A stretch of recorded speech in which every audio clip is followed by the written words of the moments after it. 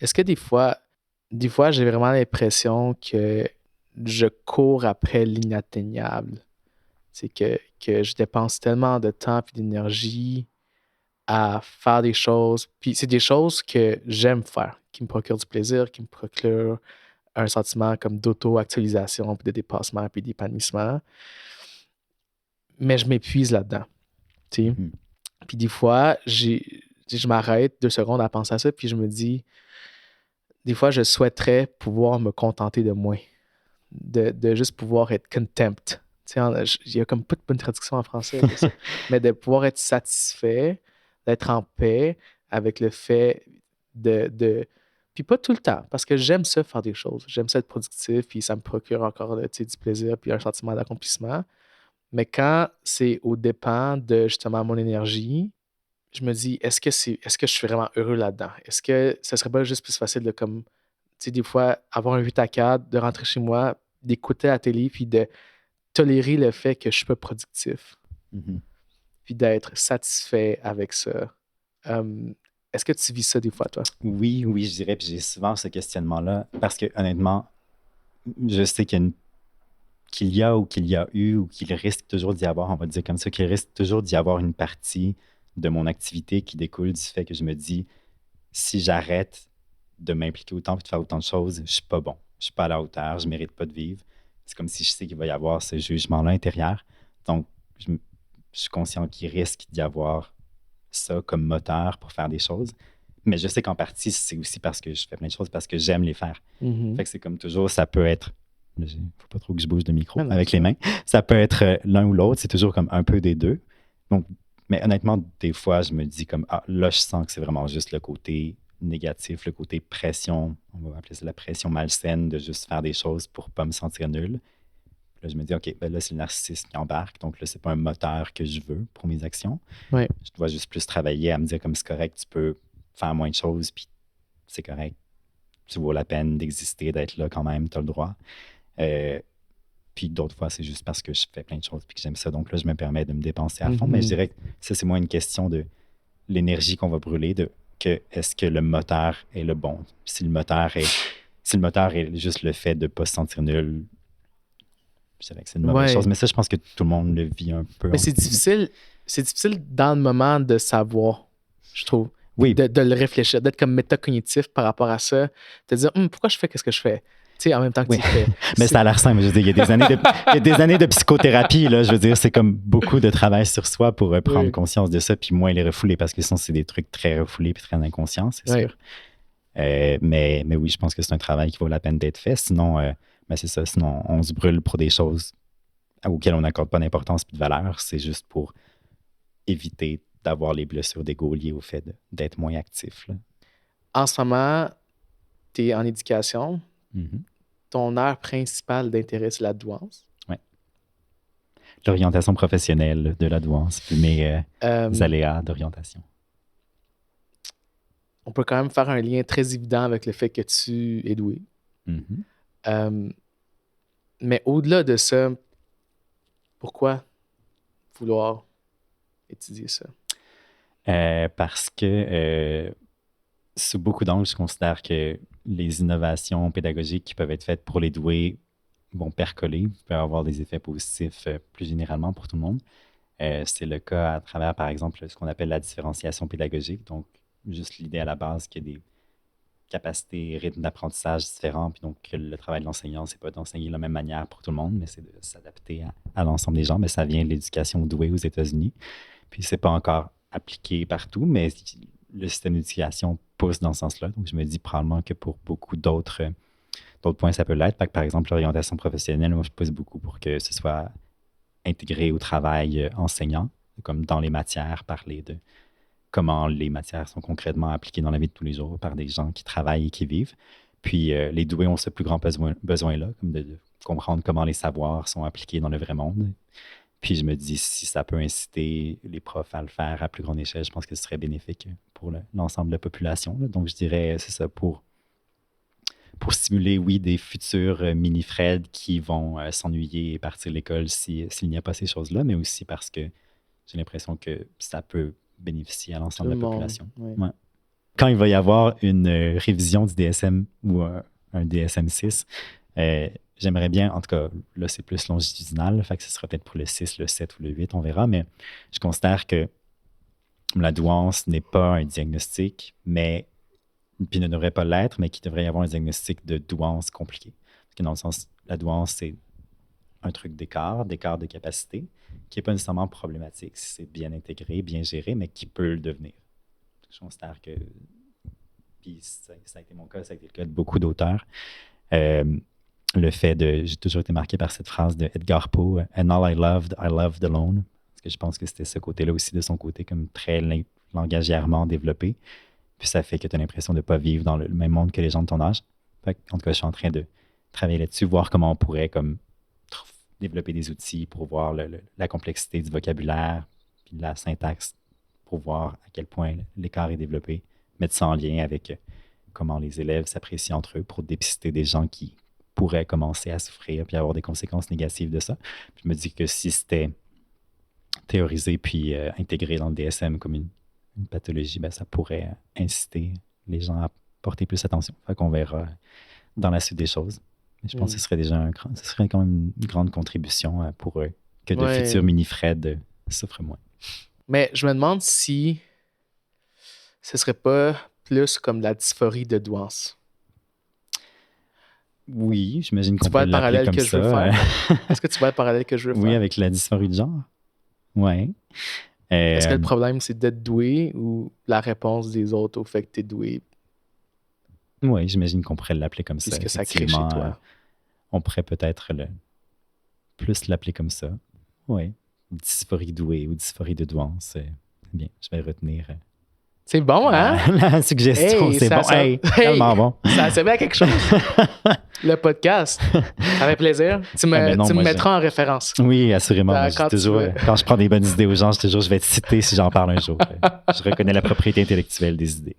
Excellent. Est-ce que tu veux me parler d'expériences que tu as eues avec les systèmes de santé? Oui. Donc, commençons par là. J'ai quand même beaucoup de psychiatres quand je regarde ça, mais pas...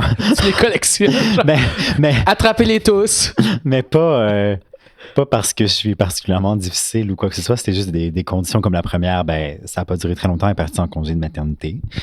Mais ça avait été une bonne relation.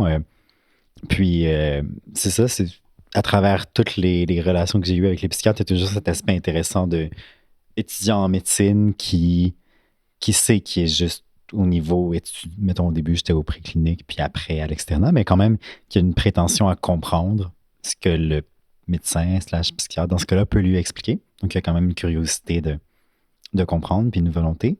Puis, ça n'a pas toujours été respecté optimalement. Puis, je me dis, je ne sais pas si c'est parce que c'est la psychiatrie, il y a peut-être quelque chose de particulier à la psychiatrie, probablement. Je ne sais pas si c'est en général, parce que j'imagine qu'en général, ça peut être comme juste pour accélérer, fait que c'est pas comme si on allait te donner un cours de médecine dans le contexte d'une consultation, mais dans mon cas, c'était vraiment, j'ai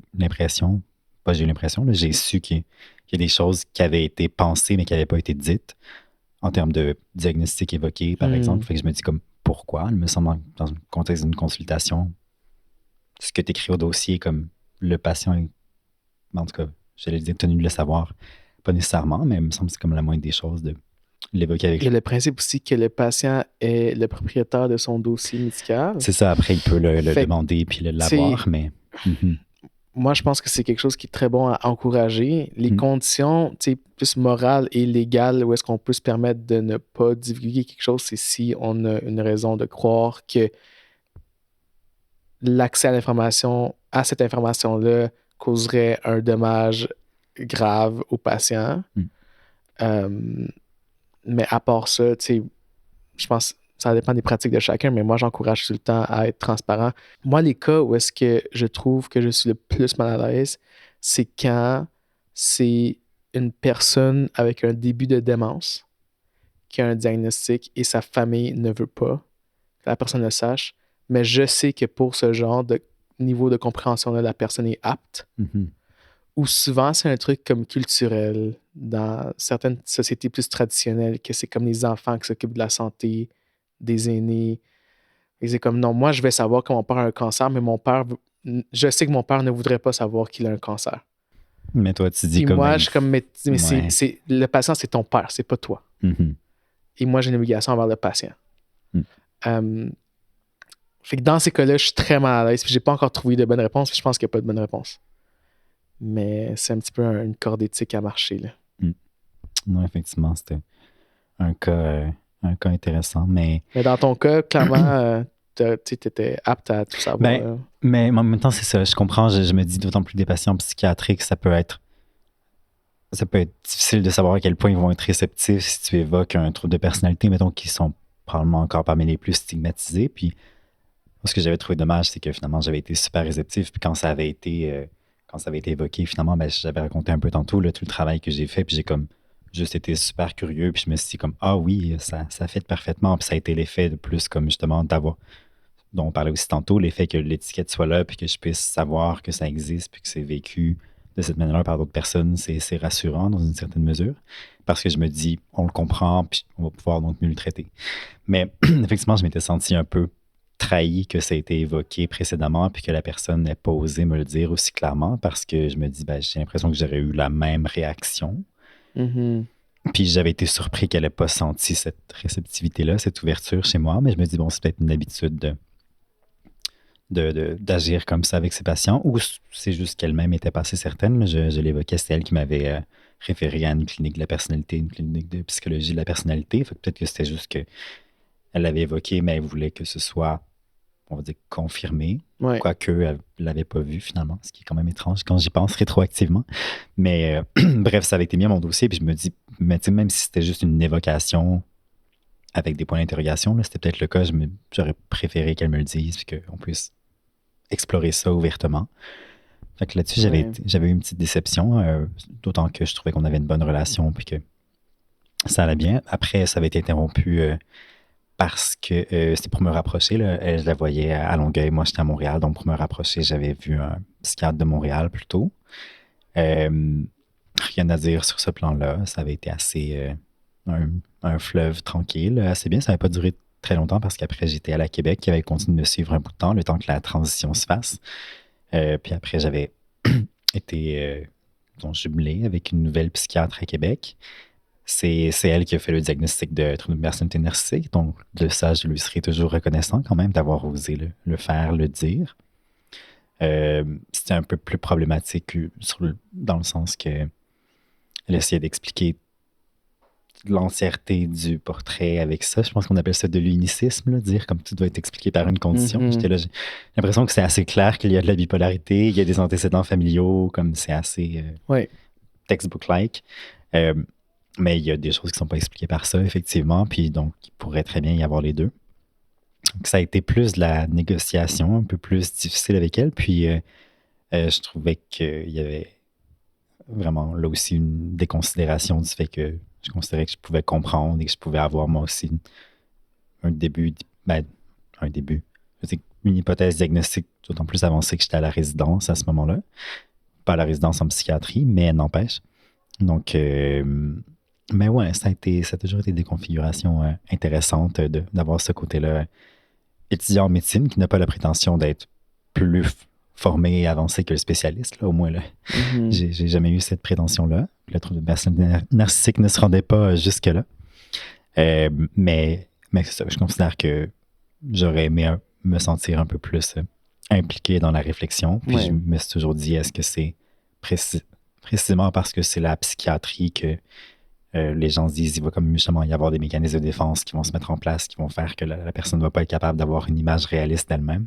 J'imagine que ça peut être le cas de beaucoup de patients Ben, je pense psychiatriques. qu'en Mais médecine, c'est vraiment difficile de jongler. Tu sais, moi, je suis un professionnel qui a une autorité sur les connaissances versus toi, tu es un patient qui a une autorité sur son vécu.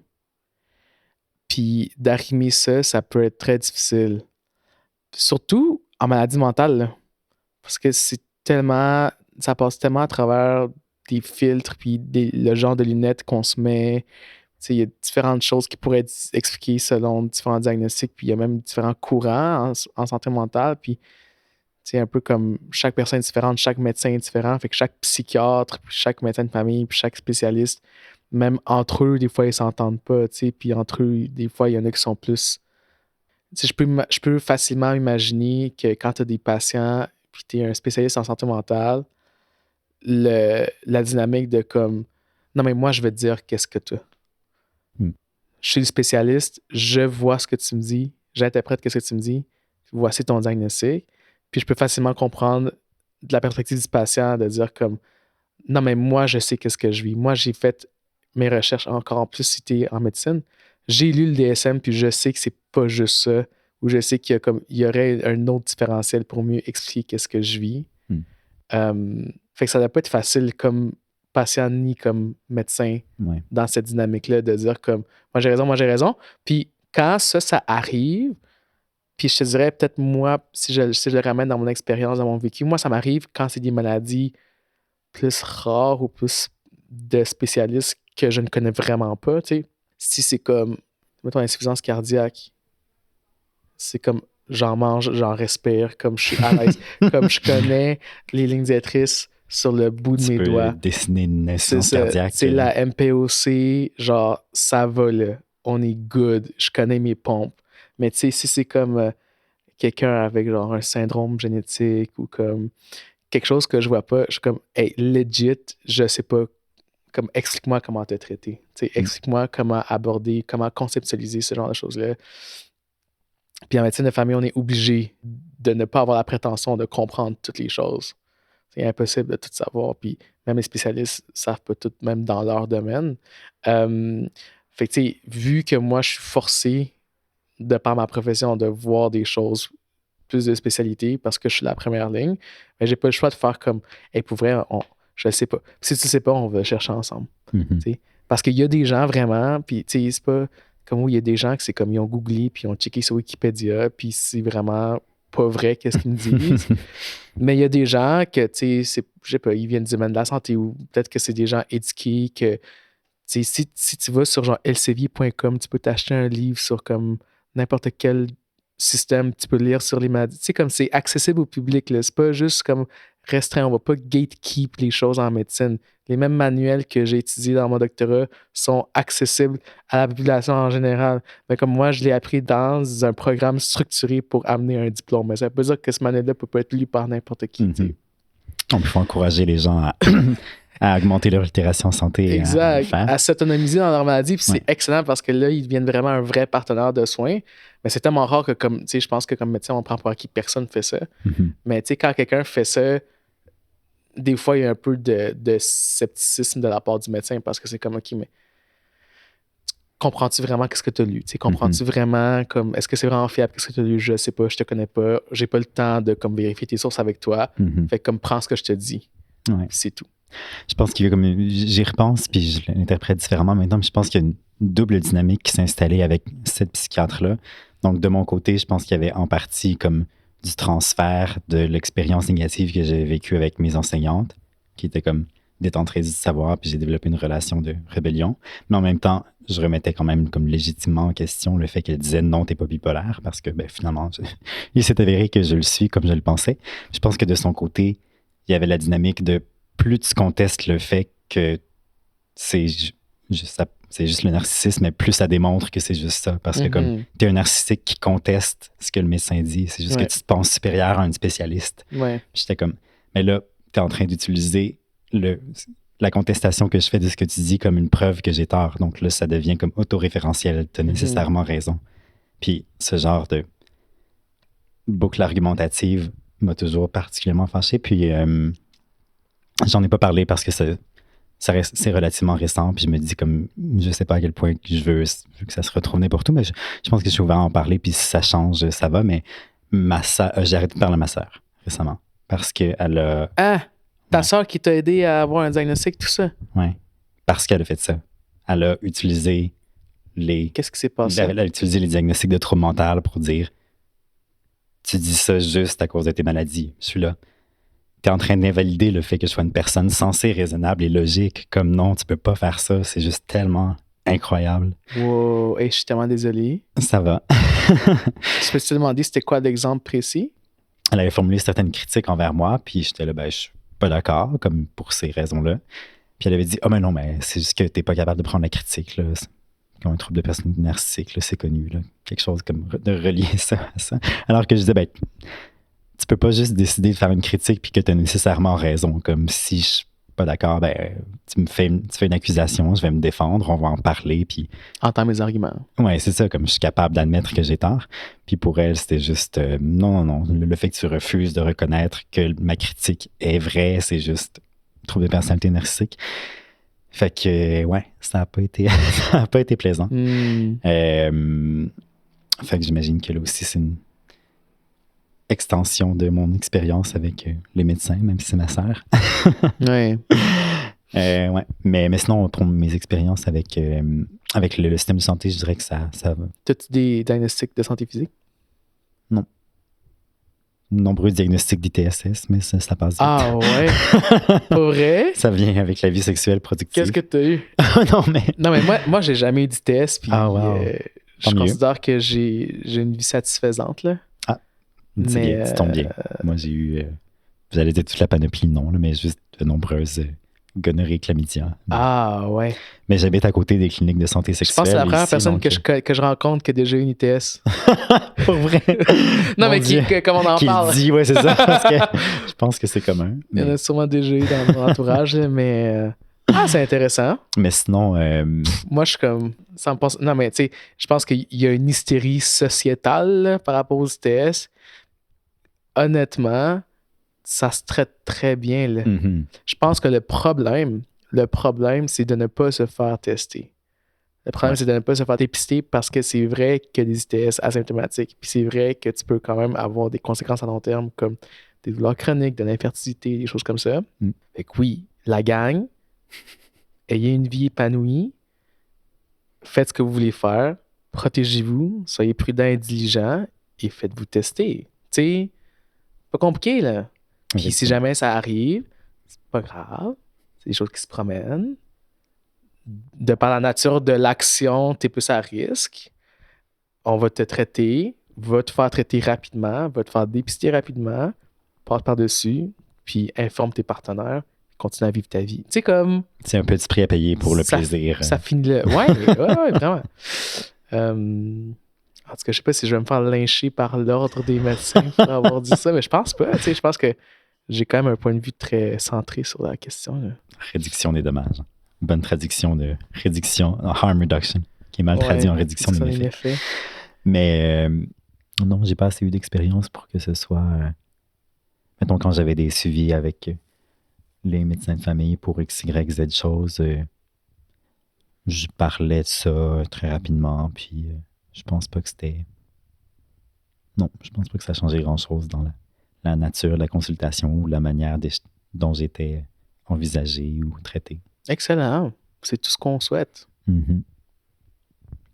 J'imagine que ça aidait d'être un bipolaire type 2. Juste officiellement dans les dossiers, c'est ça, c'est comme le moins pire. Juste type 2, tu sais, c'est... Mais toi et moi, on sait que c'est type 1. Toi et moi, ici et maintenant, au podcast, on a établi que c'était un type 1. J'ai toujours pensé, écoute, puis là, c'était peut-être un peu le trouble de personnalité. Mais moi, je suis médecin. Moi, je peux te donner un diagnostic. En direct, let's go. Mais probablement que c'était un peu le trouble de personnalité narcissique, mais je me disais comme... En fait, je suis probablement un type 1, mais qui est capable de mettre en place des bons mécanismes de contrôle. Donc, quand j'ai mes highs, je suis capable de pas virer en folie comme ça. En grosse manie. Mais quand j'ai eu les symptômes psychotiques, je me disais, ouais, peut-être que là, justement, ça pointe vers ça. C'est littéralement le critère diagnostique. Je pense que le mot de cet épisode-ci, c'est vraiment les étiquettes, là. Le mot-clé de la soirée. Mais comme médecin, c'est quand même difficile de dissocier puis de pas se faire de préjugés, là. Tu sais, quand tu révises un dossier, c'est la première fois que tu vois un patient. Ou tu sais, même quelque chose comme, par exemple, le surpoids ou l'obésité, tu sais, que tu vas chez le médecin pour parler de comme un problème X, puis finalement, ils disent qu'il faut que tu perdes du poids, puis ça a comme aucun lien, puis tu te sens full invalidé parce que tu es une personne obèse et tu as le droit d'avoir d'autres problèmes. C'est parce que tu as un diagnostic ou une maladie ou une condition de santé que tout s'explique ou tout est réduit à ça. Fait que je pense que des fois, c'est déjà important de se le rappeler comme professionnel de la santé, que les gens, plusieurs réalités peuvent coexister en même temps. Les gens sont pleins de multitudes. Il y a n'y a rien qui est comme vraiment clear-cut en médecine. Puis c'est important d'adresser les inquiétudes. Puis oui, ça se peut que ton mal de dos soit relié à ton poids, mais ça se peut aussi que ça soit relié à d'autres choses. Fait que dans mon plan de traitement, je vais t'offrir plusieurs pistes de solutions. Puis on va pas juste parler de ton poids parce que là, ça va être super invalidant, tu sais. Puis encore là, je sais pas, j'ai jamais vu que ça. Puis je vais jamais chez le médecin, puis j'ai pas de médecin. C'est correct parce que je suis en très Tant bonne mieux. santé. Mais tu sais, je me demande à quel point ça affecte si tu as plusieurs diagnostics dans ton dossier. Mettons que c'est un médecin remplaçant que tu vas voir. Mm. Tu sais, puis là, tu dis quelque chose, c'est comme il y a de l'ancrage qui se fait vers ces diagnostics-là. Je pense que c'est un vrai risque. Là. C'est un réel risque. Ouais. Puis ça doit être encore plus frustrant comme patient de savoir ça. Mais tant mieux si tu ne l'as pas vécu. Mais honnêtement, si j'avais à déclarer, mettons dans n'importe quelle circonstance, là, je me dis la bipolarité, ça ne me dérange vraiment pas. Mais le trouble de personnalité narcissique, juste parce que si j'ai pas le temps de l'expliquer puis d'aider la personne à comprendre comment ça se manifeste et c'est quoi, probablement que je le dirais pas. Puis j'aurais pas à le faire vu qu'il n'y a pas de traitement médicamenteux. Non, Donc c'est la ça. bipolarité, ben oui, je vais dire que je prends un antiépileptique au cas où ça pourrait être utile. Oui. Mais ouais, mais je pense que les troubles de personnalité en général, c'est aussi souvent assez méconnu, même à l'intérieur des professions de la santé. Ah donc, oui, 100%. ouais, Puis il y a beaucoup de préjugés. Mm. Puis moi, là, OK, ça, je peux en parler. Puis ça, je pense que c'est une très bonne tribune pour en parler. Moi, pendant mes stages, comme apprenant, j'ai tellement été choqué parce que moi, je crois vraiment que dans la vie, tu sais, on se doit de incarner les valeurs de notre profession. Puis j'ai vraiment trouvé que à l'hôpital, les gens qui faisaient le plus de commentaires de ce genre-là, c'était les gens en santé mentale. Ah oui. Puis ça m'a tellement choqué, là, de genre des infirmières en santé mentale ou comme même des médecins, n'importe qui. T'es comme, ah ouais, elle est tellement folle, là. Ah ouais, C'est genre je peux pas croire. de comme une patiente avec un TPL qui est en trouble d'adaptation, en crise situationnelle, tentative de suicide, tu sais, comme le classique là, qu'on hospitalise. C'est comme, ouais, elle revient tout le temps, elle est juste folle de même. C'est comme, mais comment tu peux utiliser ce langage-là? Comment toi, genre, littéralement toi, comme, tu le sais. Tu sais que c'est pas ça. Tu sais que c'est comme une maladie mentale. Oui, la personne a une responsabilité. Oui, la personne a, genre, une liberté d'action. Puis, oui, c'est important de reconnaître que, comme, tes actions ont des conséquences, puis ça fait partie du traitement du trouble de la personnalité limite. Mais, tu peux pas dire ça. Tu peux pas juste dire comme, oui, il est juste folle. Elle est tout le temps de même. C'est tellement réducteur, c'est tellement évident. Tu sais, en obstétrique, la quantité de commentaires qui se fait trimballer de comme elle gosse tellement, elle crie tellement. C'est comme pourquoi? Genre, c'est toi qui es supposé être le plus sensible à ça. C'est toi qui es supposé être le plus humain à ça. Tu travailles dans ça, tu côtoies ça à chaque jour. C'est toi qui es censé dire au souper de famille, comme là, la gang, les femmes enceintes, on va arrêter de dire qu'elles sont grosses pis laides. Tu sais, comme c'est toi qui es supposé déstigmatiser la maladie. Comment tu peux être de même au travail? Puis je dis ça, puis je me mets un peu sur comme mes grands chevaux moraux, puis je pense pas avoir la supériorité morale, mais je pense que c'est une critique qui est très importante puis très fair à faire, très juste, parce que oui, on est épuisé, oui, c'est important qu'on se crée des espaces professionnels pour un peu se délivrer de ces choses-là, puis pouvoir parler sans avoir peur d'être jugé. Mais dans le cadre professionnel, surtout quand tu as des apprenants, je pense que c'est vraiment inapproprié de faire ce genre de commentaires-là. Tu sais. Mais je sais pas, on dirait que je suis à moitié d'accord pour le. C'est bon d'avoir des safe space pour se défouler parce que je me dis, le professionnalisme, c'est juste d'avoir un jugement plus fin et avancé et spécifique. Oui, oui. Fait comme si tu as besoin de faire retomber ça. Mais je peux comprendre que c'est exigeant de toujours avoir ce jugement-là toujours intense. Mais je peux Des fois, il comprendre faut que si laisser ça retomber fait la comme pression, 15 puis- TPL qui décompensent parce qu'ils sont suicidaires, puis ils te crient après, t'es tanné à la fin de ta semaine. Oui, Tu sais, ça, je peux facilement comprendre, puis ça, je peux facilement l'excuser. oui, c'est ça, je dirais plus comme ça, comme on peut être compréhensif vu les conditions de Mais comme travail il y et a tout, un mais- espace, puis il y a un moment, puis Ouais. au travail, c'est pas. Surtout comme. En tout cas, ça là, choqué. Ça Mais m'a choqué. c'est ça rappelle que le professionnalisme est un combat de tous les instants, puis que c'est ça, c'est juste, on peut vite retomber sur le jugement intuitif pré-professionnel, puis si on n'est pas prudent, puis ouais. C'est comme c'est supposé être moi qui déstigmatise les choses. Comment je peux être autant stigmatisant dans mon travail? Je veux nuancer que comme je suis pas exempt de ça, moi aussi ça m'est arrivé. Il y a un moment dans ma résidence où j'ai pris un arrêt parce que c'était trop, puis j'ai remarqué que comme mon empathie c'était vraiment effritée. Puis, à un moment, je me souviens vividement il était genre 4 heures du matin, ça faisait 20 heures que j'étais debout, là. Puis là, je voyais un patient en urgence, en douleur, puis je n'avais aucune empathie. Je suis incapable. Non, ça, je comprends, mais ça aussi, l'empathie, c'est un travail de reconstruction de l'expérience de l'autre, mais si t'as juste plus les capacités. Non, c'est ça. C'est ça. T'as plus l'énergie d'être empathique, je comprends. Fait que, mon point, c'est juste, c'est pas justement, c'est un problème systémique, là, c'est un problème de comme pourquoi est-ce que les médecins travailleraient 24 heures d'affilée, ça n'a aucun sens. Mais c'est aussi de dire comme je peux comprendre qu'il y a des facteurs qui expliquent ça, ça n'enlève pas le fait que ce n'est pas correct, que ça ne devrait pas arriver. Donc les deux réalités peuvent coexister. Absolument. Et il faut travailler systémiquement pour changer ce qui rend possible 100%. L'épuisement et le fait que les gens n'aient plus les ressources pour être empathiques. Exact. Excellent. Bon, donc jeune Frédéric. À quel âge? Jeune Frédéric à 8 ans, qui est meilleur que tout le monde, qui se pense meilleur que tout le monde et qui l'est peut-être un peu dans quelques aspects. Sur certains de ces exemples. Qui est comme un petit rejet, qui développe plein de mécanismes mal adaptés qui nourriront un trouble de personnalité dans le futur. Qui arrive à la jeune adolescence, puis ensuite l'âge de jeune adulte. Décris-moi comment ça s'est passé, la transition de avoir aucune vie sociale à avoir une vie sociale. Très abruptement et très malsainement, on va inventer le mot s'il n'existe pas, parce qu'essentiellement, ça a surtout commencé avec... ça avait commencé un peu avant, mettons secondaire 3, quand j'étais passé au PEI, j'avais trouvé une gang qui me ressemblait un peu plus, je m'étais impliqué dans la troupe de théâtre, bon, je commençais à avoir certaines relations, mais je dirais que le plus gros changement s'est fait quand j'ai assumé mon homosexualité, donc autour de mes 15 ans, puis que j'ai commencé à avoir une vie amoureuse. Fred sort du placard. Fred est un homosexuel. Oui, c'est ça, mais maintenant c'est presque la norme. Une autre étiquette. Ouais. Non, c'est ça. dans le village. Un parmi tant d'autres. Il faut dire qu'on est dans le village, donc c'est sûr qu'ici, les hétéros seraient en minorité. Oui, c'est ça. Mais indépendamment de ça, non, c'est ça. Mettons, j'imagine que ça a été aidé par les gens de la troupe de théâtre. Là, il y avait beaucoup de gays dans ce milieu-là. OK.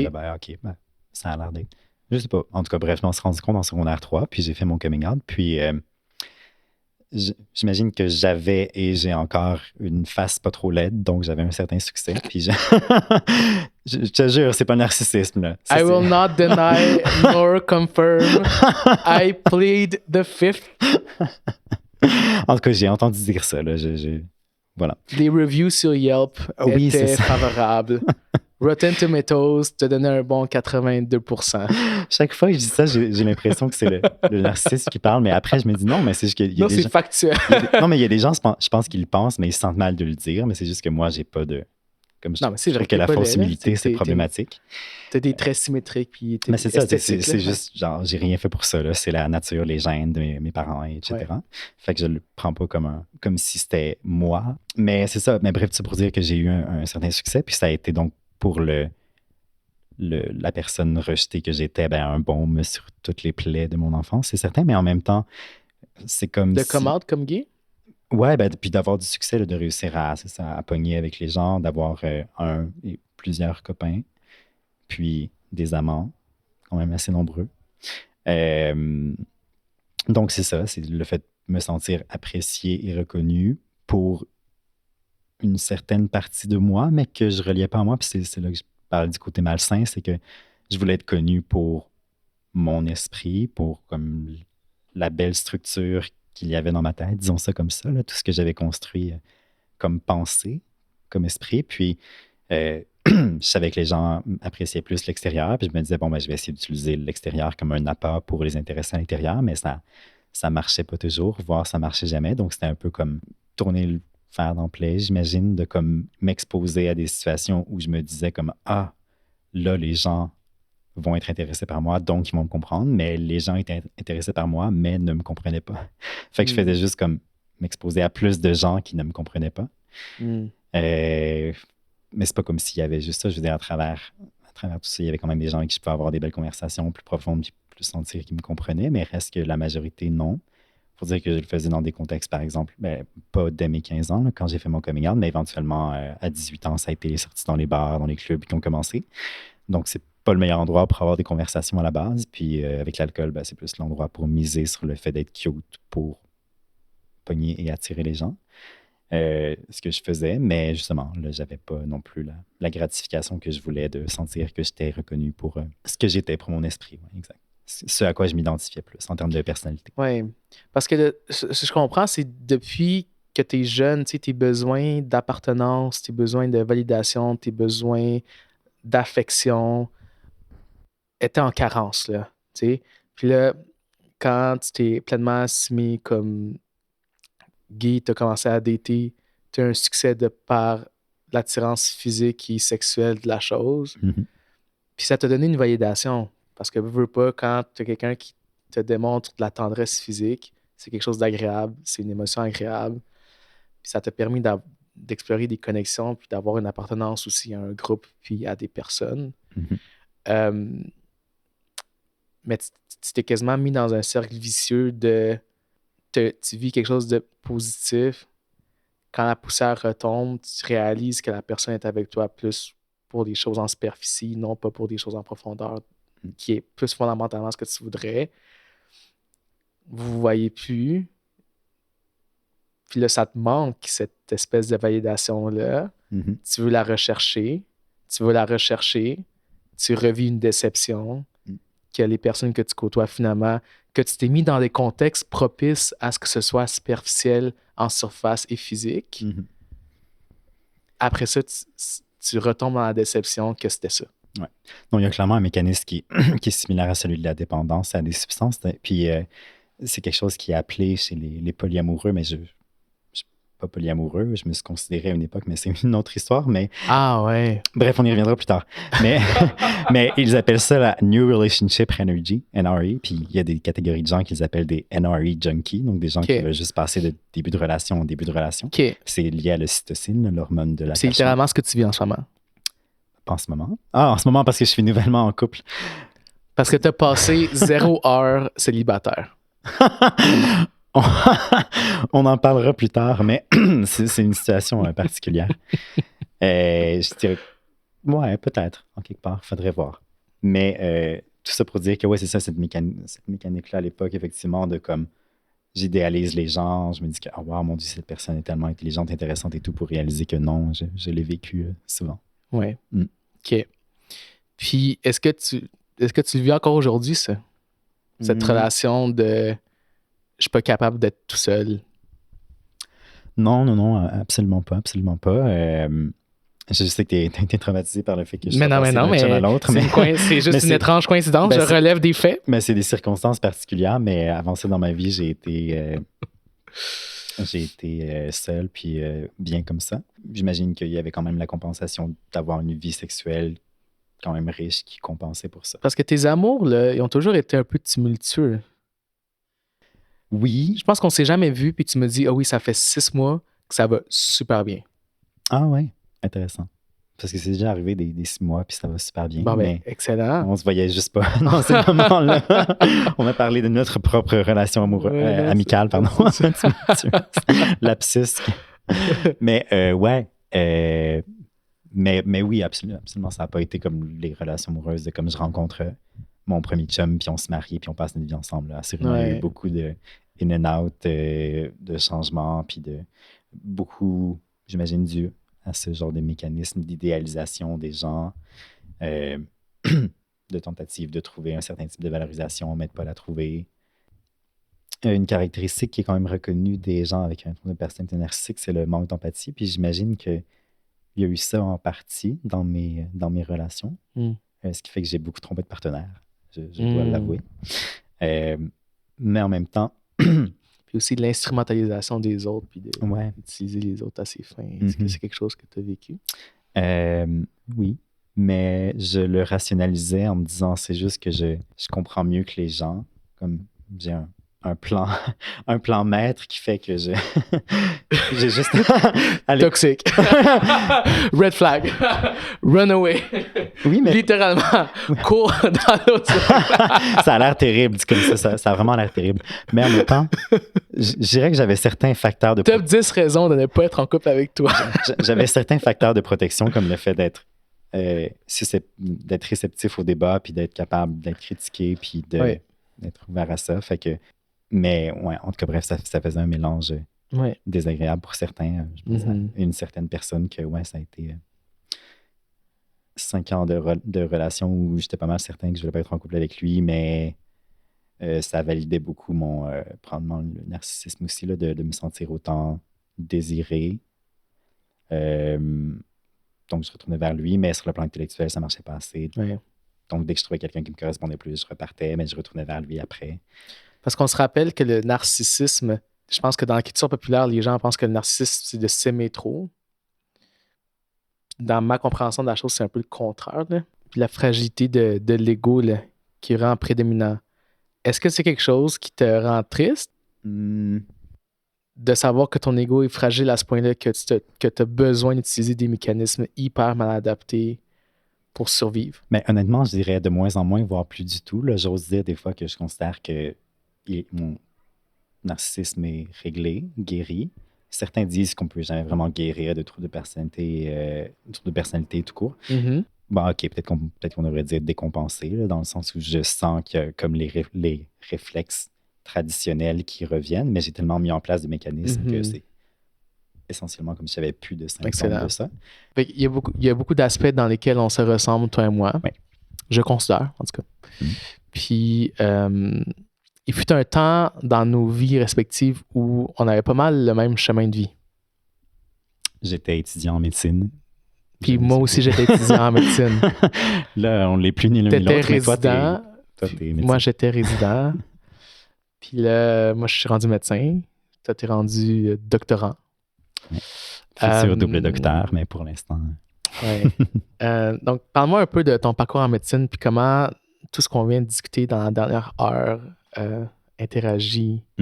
Parce que, en grandissant, tu étais en quête perpétuelle de défis supérieurs. Tu voulais trouver ton match. Puis là, tu es arrivé en médecine. Mon Dieu, par où, par où commencer? Trop de choses à dire par rapport à ça. Mais vu qu'on veut le centrer quand même sur les troubles mentaux, je dirais que... Commence où tu veux. Parfait. Donc, je vais commencer de... c'est ça, mettons, on retourne à l'enfance, puis là, j'ai parlé des bulles de grandiosité que je me faisais pour me protéger. Puis ça fonctionnait assez bien. Je veux dire, où il y avait des petits accrochages une fois de temps à autre, mais j'étais fonctionnel, très fonctionnel. J'avais des bonnes notes et tout. J'imagine que j'aurais pu continuer ma vie comme ça sans que rien se passe.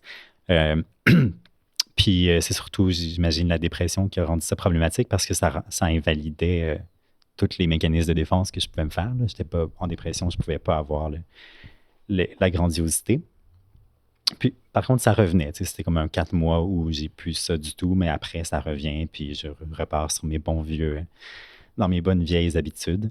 J'imagine qu'il y avait une partie de moi qui en souffrait, donc on aurait potentiellement pu dire, mais de manière de ce que tu dis, c'est à l'âge adulte là, qu'on diagnostique ce genre de choses. On n'aurait sûrement pas diagnostiqué ça à l'enfance, mais en tout cas, les mécanismes étaient mis en place.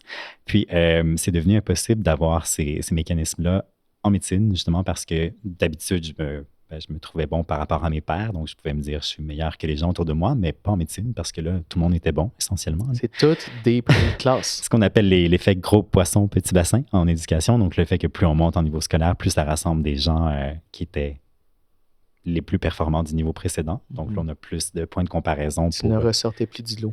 Exact.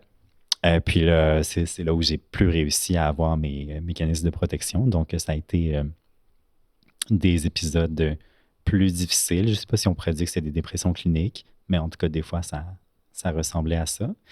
Qu'est-ce qui était difficile? C'est ça, c'était juste le fait que d'habitude, aux confrontations, aux blessures d'ego, je pouvais toujours répondre avec de la grandiosité, mais là, je ne pouvais plus le faire. ça s'est surtout manifesté, j'ai en tête que là, c'est devenu vraiment très, très, très, très désagréable, on va dire à la limite violent, mais pas physiquement, là, contre une personne qui était un ex, accessoirement, et mon colocataire à ce moment-là. Puis, on peut s'imaginer... Tout est dans tout, littéralement. Mais tout ça pour dire que je me trouvais surtout incompétent sur le plan social, puis lui était très compétent socialement. Donc, j'ai comme ressenti l'envie inconsciente, mais comme je le rabaissais constamment pour moins me sentir incompétent à côté de lui, je lui ai fait la vie assez impossible pendant un bout de temps. C'est quelque chose que tu regrettes. Oui, absolument. Puis, s'il avait su, s'il avait pu comprendre, mais là, lui, essayer de comprendre avec ce qu'il y avait, c'est-à-dire, il savait qu'il y avait la bipolarité, mais le narcissisme, le trouble de personnalité narcissique a été diagnostiqué beaucoup plus tard. Donc, j'imagine que s'il le savait maintenant, il comprendrait mieux, mais il l'a juste jamais su. Il a coupé les ponts. Toi non plus, tu ne savais pas à l'époque.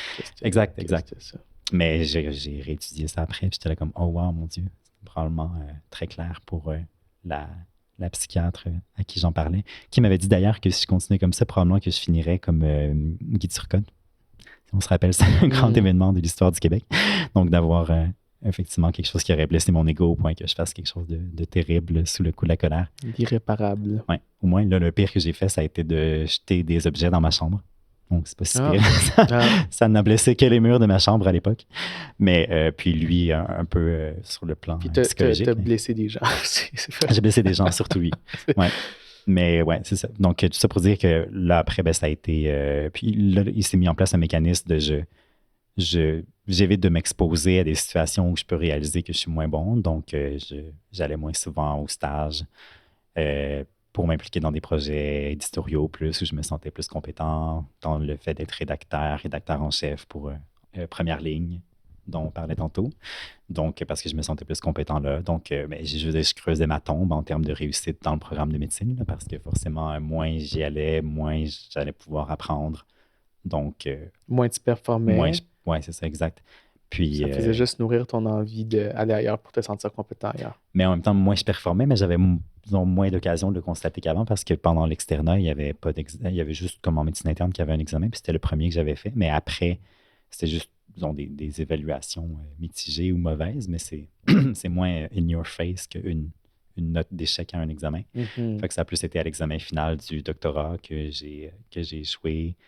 Que j'ai dû commencer plus dans la résidence. Puis en résidence, c'est des rétroactions constantes des médecins superviseurs. Pourquoi tu t'es entêté à continuer en médecine? J'imagine qu'à l'époque, j'aurais pas pu accepter de partir puis de considérer d'accepter l'échec de pas continuer en médecine. Parce que reste que quand socialement, c'est valorisé puis c'est comme une grande chose d'être, idéalisé, effectivement, là, quand on sait ce que c'est l'intérieur. Mais... de moins en moins, là, je pense, mais quand même, reste qu'il y a ça. Donc, j'imagine que le narcissisme l'aurait interprété comme t'es un échec, puis que ça aurait été dangereux pour moi de le faire. Maintenant, c'est plus le cas, là, j'ai accepté le fait que... Mais c'est ça, parce que en partie, ce fut un échec, en fin de compte. Oui, mais pas un échec. Qu'est-ce qui s'est passé? Pas un échec de ma vie, je veux dire, un échec de réussite dans le programme. On a parlé de ton externat. Oui. Qu'à l'externat, tes stages, tu avais des évaluations bof. Tu as fait un examen de fin de doc, que tu as échoué, tu l'as repassé, tu l'as réussi. Tu as commencé à la résidence. La résidence, c'est l'étape où tu te formes pour devenir médecin indépendant, ou est-ce que tu as un doctorat en médecine, mais tu n'es pas encore autorisé à pratiquer la médecine de façon indépendante. Et tu te formes dans ton champ de pratique. Toi, tu étais résident en médecine de famille. Comment tu as vécu la résidence? Très mal. Pour deux raisons. Le fait que, justement, j'étais exposé à la critique constamment, plus qu'avant, parce que les exigences commencent à être plus élevées. Là. Comme tu le dis, c'est une préparation pour être médecin autonome, donc il faut qu'ils nous confient certaines responsabilités. Donc, c'est l'occasion de plus nous critiquer pour mieux nous former, ce qui est très bien. Mais pour moi, j'étais juste excessivement fragile et j'avais plus les mécanismes de défense que je pouvais avoir avant, là, comme on l'a dit. Donc, c'était juste de la destruction par-dessus la destruction. Puis, il y avait le fait que je n'avais pas mon réseau social parce que j'avais vu que j'avais eu des mauvaises évaluations tout le long de mon externat. J'avais seulement matché. J'avais été jumelé à Québec, qui était une ville où, oui, j'avais quelques amis, mais ma famille était loin, mes cercles d'amis principaux étaient loin. Donc, ça a été plus difficile pour ça aussi. Puis, Québec n'est pas la ville où la la différence est la plus acceptée, disons ça OK, comme ça. OK. Donc, entre autres, pour les questions de troubles mentaux. Donc, j'avais pris l'habitude d'en parler assez rapidement en date pour comme que ce soit pas tabou puis que les gens partent puis arrêtent s'ils avaient quelque chose contre ça. Puis à Montréal, c'était pas un problème, mais à Québec, oui, disons.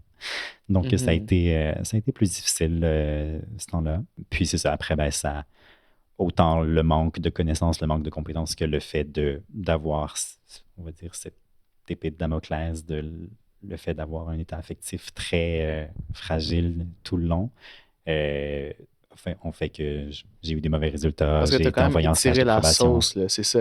Ouais. T'as pas juste comme, à un moment donné, t'as arrêté, genre, on te dit que t'es échoué, puis c'est fini. T'as comme continué, là.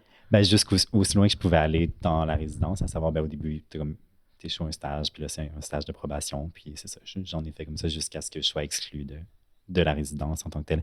Mais jusqu'à temps qu'on te dise, Mais maintenant, je considère que faut que t'arrêtes. c'est une bonne chose. À l'époque, non, parce que j'avais justement, après que Jusqu'à temps que t'aies plus le choix d'arrêter. Ouais, mais, Parce que tu continuais, là. mais je vais t'expliquer, mettons, là, ce qui s'était passé, c'est Vas-y. que euh, comme il y avait ces moments difficiles-là, puis là, le trouble de personnalité narcissique avait été diagnostiqué. D'ailleurs, la psychiatre disait, ah, c'est probablement juste ça, plutôt que la bipolarité. Moi, j'étais là comme, ben, ça peut être les deux, parce que l'histoire est quand même assez claire et typique de Mhm. bipolarité. Mhm. Fait que finalement, c'est effectivement les deux. Euh, Puis une fois que ça a été donc diagnostiqué, moi j'étais là, ah ben tiens, c'est super intéressant, parfait. Fait que j'ai fait plein de lectures, j'ai fait la psychothérapie 2 fois par semaine, puis je considère que j'ai guéri ou en tout cas mis en place les mécanismes genre en 2, 3 mois. Donc quand je suis revenu, puis c'était en arrêt de travail, admettons, mais quand je suis revenu, comme j'étais capable d'apprendre et j'étais motivé et je pense que alors qu'avant, j'étais soit stable ou sur une pente descendante, mais là, j'étais sur une pente ascendante fulgurante. Mais c'est juste que j'ai pas eu l'occasion de démontrer, puis de rattraper tout le retard que j'avais, ni de démontrer. Ben, c'est ça, les gens voyaient la nette différence, à quel point je m'améliorais plus vite qu'avant, mais malgré tout, ça n'a pas été assez pour rattraper le retard. Hmm. Puis là, après, j'imagine que j'aurais pu réappliquer pour une autre résidence, mais à ce moment-là, c'est ça, ça a quand même été la claque d'en face nécessaire pour que je me demande est-ce que c'est là que je suis le plus à ma place, puis que j'ai le plus quelque chose à apporter. C'est quand même fou, là. Puis là, dis-moi si je pousse trop, là. Tu sais, dans la société, on idéalise tellement la médecine, ça, puis genre, être astronaute, là. Non, mais tu sais, dans le sens que comme, Les deux, c'est encore mieux. c'est tellement comme le summum, je pense, dans la société. Puis je dis pas ça pour être arrogant parce que c'est ma profession, mais je pense que c'est pas une bonne chose que ce soit comme ça. Mhm. Comment quelqu'un de narcissique vit s'être rendu quasiment à la fin du sommet, puis après ça, se faire dire non, tu échoues. Non, tu viens de faire genre 3 ans de résidence, tu viens de faire 5 ans de doctorat, scrap ça. De manière intéressante, ça n'a pas été un problème du tout sur le plan du narcissisme parce que c'est ça, je considère que j'étais vraiment comme passé par-dessus les problèmes qu'il fallait y avoir par rapport à ça. Le plus gros problème que ça a été, puis ça m'a pris longtemps à passer par-dessus, c'est de me dire, moi, je compte mes secondes dans la vie parce qu'il y a tellement de choses que je veux faire, puis là, comme tout ce temps-là est comme un peu scrap. Mhm. Parce- on a beau, tu sais, dire pour me rassurer une fois de temps en temps, ben non, c'est pas perdu les apprentissages que tu as fait. Puis j'étais là, oui, mais si j'avais comme eu tout ce temps-là pour partir ma carrière en recherche, en éducation, comme à quel point je serais rendu plus loin que là où je suis actuellement. Fait que Comment tu vis avec ça? c'est sûr que j'ai longtemps utilisé ça pour m'auto-flageller, disons, mais après est venue justement la rassurance basée sur ce dont on parlait tantôt, à savoir, c'est comme si en m'auto-flagellant, je me responsabilisais de ce que le monde avait fait de moi. Fait que je suis là, non, tu peux pas te blâmer comme que le monde t'ait rendu narcissique puis t'ait fait comme ça. Par contre, tu peux constater qu'une fois que tu l'as su puis une fois que tu as compris quoi faire, comme tu as vraiment mis des choses en place pour faire mieux puis pour en sortir puis tu continues de le faire. Fait que j'ai développé cette acceptation, cette sérénité par rapport à ça. Puis les psychédéliques ont aidé. C'est une autre chose que ça fait. Ça rend plus comme en paix avec la manière dont les choses arrivent dans le monde, Mhm. probablement par des moyens triqués, on va dire. Tu la triches un petit peu Mhm. parce que ça accélère, mais en même temps, si ça permet de le faire plus rapidement, pourquoi pas. Est-ce que tu regrettes d'avoir fait ton doctorat en médecine? Euh, Oui, au sens où je considère que ce que j'ai appris, ce que j'en retiens de plus important, c'est, on va dire, la rigueur et euh, l'efficacité et le vocabulaire large que ça m'a appris, mais c'est des choses que j'aurais pu apprendre vraiment plus rapidement et efficacement autrement, puis avoir le bagage que j'ai dans ces termes-là aujourd'hui. Par contre, pour ce que ça m'a appris en termes d'apprentissage sur moi-même, mais c'est ça, j'imagine qu'il fallait que je vive ça pour être confronté, me retrouver au point le plus bas de ma vie, puis qu'on me dise, ah, peut-être que c'est un trouble de personnalité narcissique, puis que je puisse le prendre à bras le corps, puis le traiter comme ça a été fait. Fait que je le regrette en partie, mais non. Je dirais que c'est un peu ambigu, mais c'est sûr que je me dis comme si j'avais été mieux orienté, si ça avait pu être trouvé avant, puis la trouble de personnalité narcissique, là, je veux dire. Parce que probablement que je suis allé en médecine en partie pour ça aussi. Là, que je me disais, c'est comme la valorisation sociale facile. Donc, je vais aller là-dedans, puis je vais avoir mon petit velours de me faire apprécier constamment. Très mauvaise raison d'aller en médecine. Les gens à la maison, n'allez pas en médecine pour ça. N'allez pas en médecine pour vous faire valoriser. En fait, allez en médecine pour ce que vous voulez, là, mais on vous déconseille. Non, tu peux pas dire ça puis continuer là-dedans. Sinon, je te dirais, réoriente-toi. Non, Il n'est jamais Dieu. trop tard. Honnêtement, là, comme le nombre de... Ça vaut tellement pas la peine d'aller en médecine pour ça. Là. Genre ça, puis l'argent. Oh mon Dieu. Aucune chance. Non, comme aucune chance. Il faut que vous aimiez les activités liées à la profession et le fait d'aider les autres sans nécessairement qu'ils vous en soient reconnaissants. Ouais. Mais oui, c'est ça. Fait que bref, non, étonnamment, ça n'a pas été un aussi gros problème, mais ça a quand même été... c'est ça. Ça m'a mis face au fait qu'il fallait quand même que je fasse autre chose de ma vie. Oui. À moins que j'envisage de retourner. J'ai envisagé un bout de temps, honnêtement, mais je me suis dit...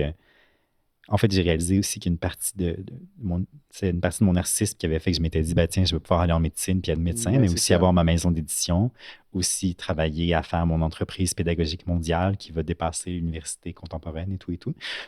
Mais maintenant, il faut réaliser qu'il y a juste 24 heures dans une journée puis qu'être en médecine, ça prend beaucoup de temps. Donc, ça peut être incompatible avec le fait d'avoir 10 millions d'autres activités. C'est quasiment une bonne chose que tu n'es pas médecin parce que tu pourrais probablement pas t'adonner à tous tes projets et où tu serais mauvais médecin. Oui, et probablement un peu des deux. J'aurais essayé de tout faire de front puis j'aurais été mauvais dans tout. Mauvais un peu partout, effectivement, pour le dire crûment. J'ai d'ailleurs un peu cette impression-là encore aujourd'hui, donc j'essaie de plus rationaliser puis me faire une meilleure stratégie. Là. Mais tout ça pour dire que ça aurait été pire si j'avais été en médecine, assurément. Ouais. Puis, fait que oui, je considère assez souvent que c'est une bonne chose que j'ai été forcé de faire autre chose. Puis là, j'ai comme reconsidéré c'était quoi mes objectifs de vie globalement. Puis je me disais, la recherche en éducation, c'est le bon endroit pour contribuer à faire avancer les choses. Cool.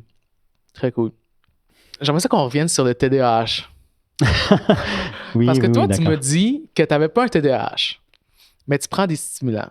Mm-hmm. Tu prends des stimulants quand les demandes sont plus élevées. Oui, c'est ça, parce que ça a été commencé quand j'étais en médecine. Le diagnostic avait été évoqué, mais c'était pour ça que j'avais fait une évaluation neuropsychologique qui avait montré douance, mais pas de TDAH. Mais les continues à en prendre. Les psychostimulants ont été laissés parce que, c'est ça, comment je l'explique, c'est pas un trouble déficitaire de l'attention en termes neurodéveloppemental. Puis pour diagnostiquer un TDAH, il faut que ce soit comme quelque chose qui s'est développé pendant l'enfance, puis avec des conditions balisées et tout. Mais j'ai un déficit d'attention qui est un trouble et problématique dans des contextes sociaux, surtout. Donc, dans les conversations que j'aurai tendance à partir avec un élément qui est mentionné, puis comme ça va ouvrir un tiroir dans ma tête, puis là, tellement de choses qui vont se déployer que je vais absolument perdre le focus sur la conversation. Donc, ça aide pour ça, pour garder le focus sur la conversation. Puis, donc, c'était absolument nécessaire en contexte de pratique, de résidence médicale. Maintenant, ça l'est un peu moins, donc je suis en processus de diminution. Peut-être que je vais arrêter absolument un jour. On verra. Je trouve ça intéressant parce que, puis encore là, c'est très premier niveau, là. Mais dans ma tête, si tu as besoin de stimulants pour fonctionner, c'est parce que tu as un déficit d'attention. C'est ça. Fait qu'on pourrait dire que j'ai comme tu le dis, le DSM fait les diagnostics d'après les manifestations. Ouais. Fait que là, il y a les manifestations, le traitement aide. Fait que le TDAH, comme même si on dit, on va chercher son étiologie, comment il s'est développé pour dire que c'est un vrai TDAH, mais reste que s'il y a un déficit d'attention, probablement que les molécules vont aider, même si ça ne vient pas du même voie développementale. Parce que je me demande, tu sais, évidemment, j'ai pas vu ton test neuropsy, là, Mhm.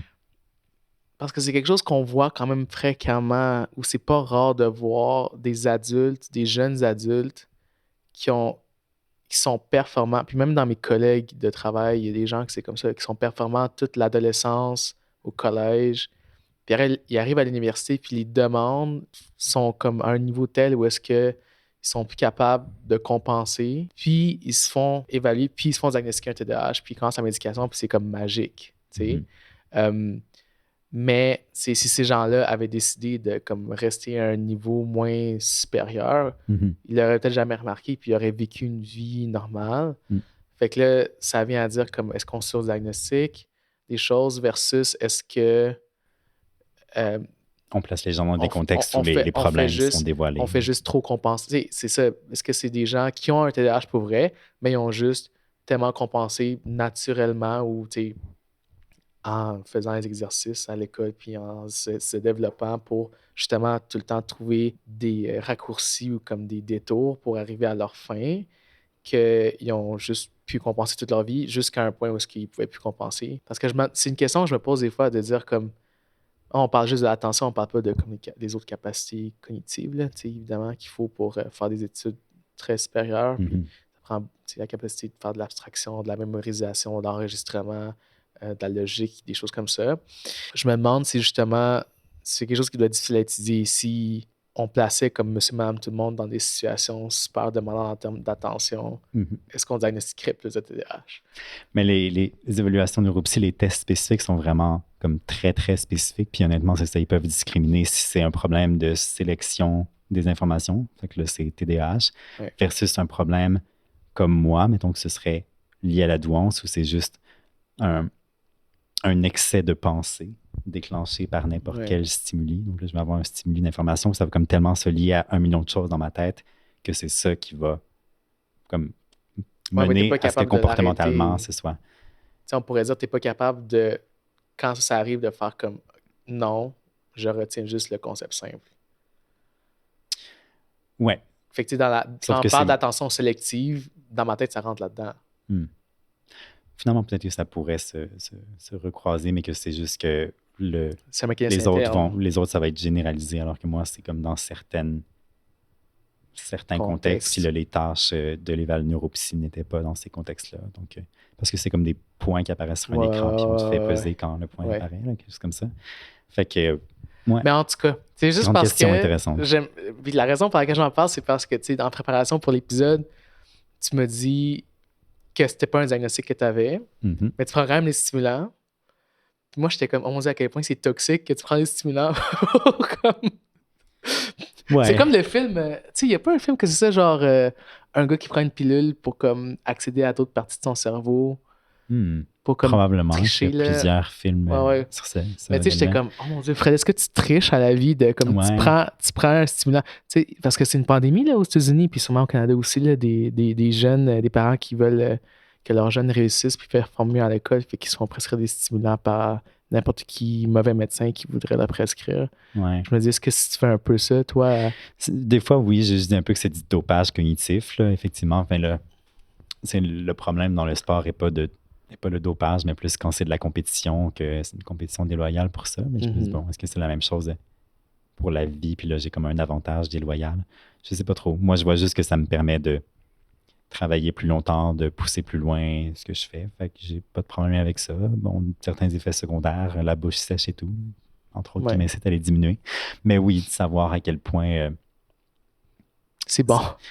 Ouais, puis Puis à quel point c'est bon physiologiquement, puis à quel point c'est bon comme éthiquement, puis dans l'absolu, genre ouais, c'est ça. moral. Parce que c'est la grande question. C'est sûr que plus de gens, comme tu racontais tantôt, plus de gens avancent dans les études supérieures, plus leur attention pour bien fonctionner va être élevée.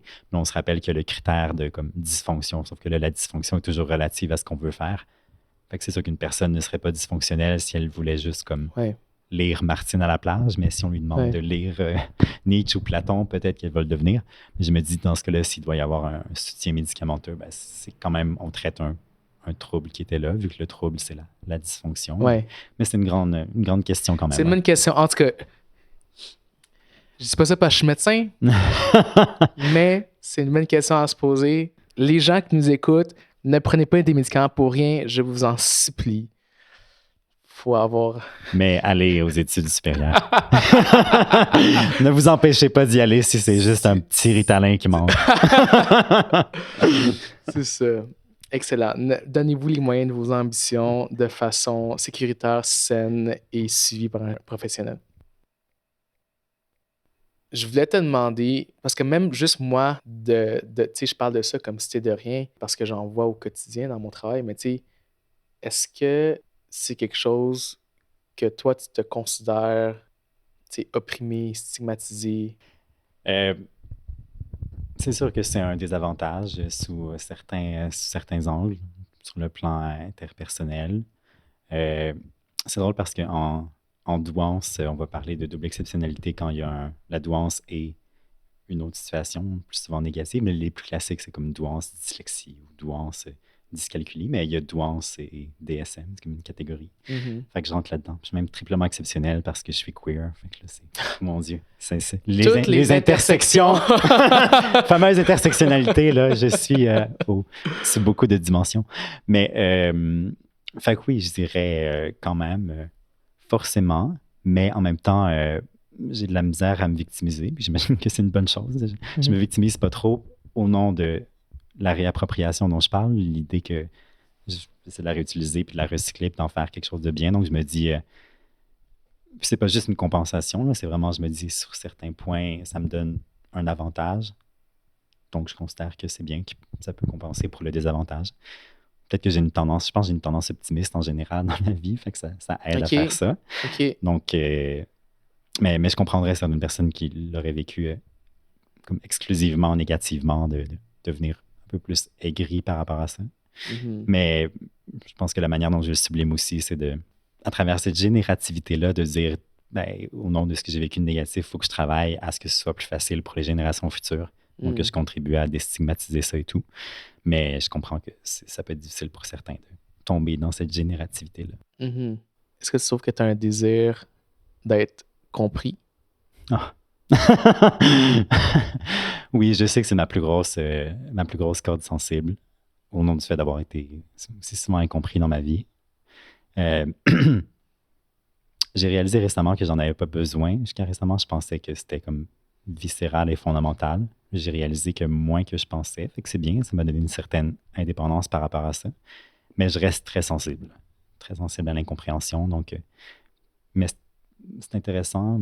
Ma tendance que j'ai eue, pas actuellement, mais avant, à aller vers des copains qui étaient, mettons, anglophones d'origine ou hispanophones comme langue primaire. Donc, ça créait une certaine difficulté de compréhension inhérente à la chose, mais je pense que ça permettait de creuser plus loin sur le plan cognitif, langagier. Fait que j'imagine que j'avais un intérêt d'aller vers ça pour le fait de avoir deux langues comme bassin, comme terrain de jeu pour explorer l'esprit, mais ça créait des problèmes de compréhension que je ressentais comme des micro-traumatismes, c'est-à-dire des micro-agressions, que mon traumatisme de jeunesse revienne, disons. Donc, mais oui, c'est ça. Donc, je sais que ça reste quelque chose d'assez fondamental chez moi. Puis, mais c'est ça aussi, j'essaie de le réutiliser positivement, par exemple, en me disant, c'est probablement ça qui est le moteur du fait que j'écrive autant, que je vais publier, que je veuille, que j'ai le besoin de parler, de me faire connaître, de passer à des balados de mes amis. Puis... Qu'est-ce que l'avenir te réserve, Fred? Ah, bonne question. Beaucoup de suite de bonne gestion de mes maladies mentales et de trouver comment les exploiter positivement. Puis j'espère contribuer à déstigmatiser ça. Ce serait un point important dans ma vie, j'imagine. Puis sinon, trouver comment arrêter de m'éparpiller. Parce que des fois, je me dis, oui, c'est bien beau de suivre mes impulsions et mes différents intérêts, très nombreux, mais il faut que je me recentre sur mes buts principaux dans la vie. Donc, je suis en grande stratégisation pour savoir comment faire ça. Tu travailles là-dessus ensemble. Oui. Excellent. Parfait. Fait que t'as-tu apprécié la discussion qu'on a eue? Oui. Est-ce que tu as appris des choses? La dysphorie de douance. Non, mais c'est des petits morceaux, mais quand même, tantôt quand tu faisais l'interprétation de certaines choses que je disais, j'étais là, ah oui, c'est intéressant, je l'avais pas vu comme ça, je vais mettre ça en banque. Je n'ai pas toujours réagi pour pas couper, puis pour pas que ça vire en psychothérapie en direct non plus, là, c'était pas ça le but. Mais oui, je pense que tu m'as fait réfléchir à pas mal de choses par rapport à Excellent. moi-même. Donc, tu contribues à faire évoluer ma personnalité. Ben Merci. écoute, ça fait plaisir. Je suis très flatté, là. Je suis très content que tu me dises ça. Mais non, mais tu sais, j'essaie juste de m'assurer que, si évidemment, je trouve que tu as été très généreux de ton temps. C'est pas juste d'enregistrer l'épisode, mais c'est toute la préparation. Puis je sais que c'est quelque chose que tu as aussi un peu comme ruminé là-dessus. Tu es revenu là-dessus plusieurs fois. Fait que c'est quand même un engagement de ta part. Tu sais, puis je veux juste m'assurer que je reconnais ça. Puis que je te remercie pour ça. Puis j'ai vraiment apprécié t'avoir. Puis je pense vraiment que ça s'enligne avec la nature de l'objectif global de mon projet, de vouloir un peu déstigmatiser les étiquettes. Puis si par le processus, tu as pu retirer quelque chose de positif, ben c'est sûr que ça me valide aussi, là. Excellent. Mais continue d'utiliser les étiquettes, les gens à la maison. Non, mais il y a tout ce mouvement en éducation. Il ne faut pas étiqueter les gens. Puis le mec, vous payez des milliers de dollars pour faire des diagnostics, puis pour savoir ce qui se passe dans la tête des élèves. Puis après, on dit qu'il faut pas trop les mentionner, il ne faut pas trop en parler. Donc, je pense qu'il y a un travail de meilleur arrimage. Système de santé, système éducatif aussi, mais ce sera pour un autre épisode. Un autre épisode. Peut-être pas non, mais c'est celui-là. vrai, c'est vrai que c'est important de reconnaître. Puis moi, je dis ça des fois avec le TDAH, c'est pas parce que tu as un diagnostic que je vais mettre des pilules dans ta gorge, là. Des fois, il y a des choses que tu vis que tu ne comprends pas. Puis le fait d'avoir un diagnostic, ça permet d'amener une meilleure compréhension. Fait que tu n'es pas dans comme la dysphorie de comme, oh mon Dieu, qu'est-ce que je vis, qui suis-je, pourquoi je suis comme ça, pourquoi je suis différent ou pourquoi j'ai l'impression d'être différent. Mais il y a aussi, on ne va pas se le cacher, ça amène des outils pédagogiques, ça amène comme que tu as le droit à d'autres outils à l'école, que tu as le droit à plus de temps pour des examens, peu importe.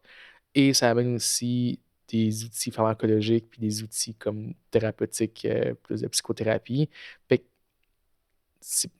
moi, je suis très pour le fait de, s'il y a quelque chose qui semble être pathologique, de le diagnostiquer, puis c'est littéralement mon travail.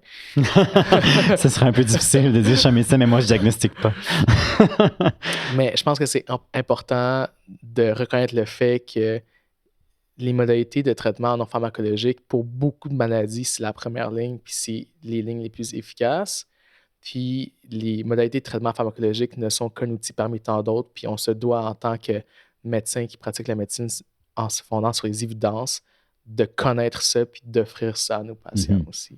Oui, parce que les traitements comportementaux sont ceux qui ont souvent le moins d'effets secondaires. Puis les plus durables, une fois que tu as mis des choses en place, ça devrait s'étirer dans le temps, tandis que la pilule, quand tu l'arrêtes, souvent, il n'y a plus d'effet. C'est ça, exact. Ouais. Alright, fait qu'on va retourner à nos mécanismes de défense. On va retourner à nos attitudes narcissiques et à notre douance. Puis on va te souhaiter une belle soirée. Merci. Merci à toi. Excellent. Ça va? Oui. Good. Je suis très content.